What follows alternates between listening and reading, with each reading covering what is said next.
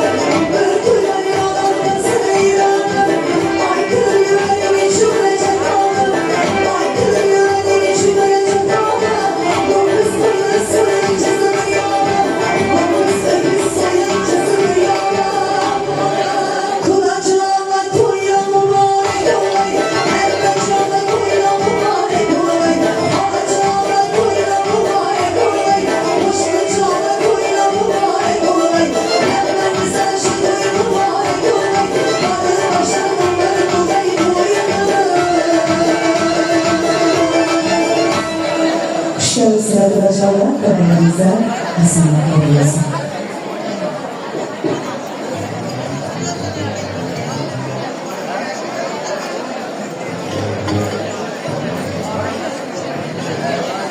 Assalomu alaykum.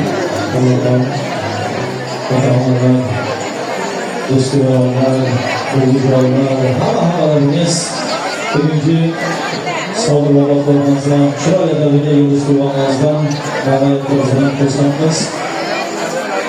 Hammalaringiz xush kelibsizlar deymiz. Aziz boshlarimiz omon bo'lsin. Mana shunday chiroyli yaxshi kunlardan to'ydan aylanib deymiz. Kunlaringiz to'yxona bo'lsin. Shu fursatdan foydalangan holda yangilarimizni uzoq o'tdi mahbus holat qilamiz. Ilohim o'g'limiz barakot bo'lsin. Bugungi elimizda dasturxon nasib qilgan xonadon sohiblariga kollektivimiz xastaligimiz nomidan tabriklaymiz. Muborakbod qilamiz. Uylaringiz to'yxona bo'lsin. Yaqinlashib ular bilan yangi e'lonlarimizdan to'yxona bo'lsin. Muborak bo'lsin deymiz.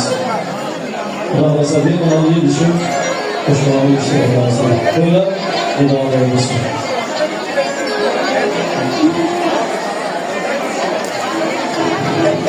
So'yib, sal yana baland ko'tarib kelsa, aytibozda kasallik qo'ygan saf qo'ymaslar. Pes qo'y.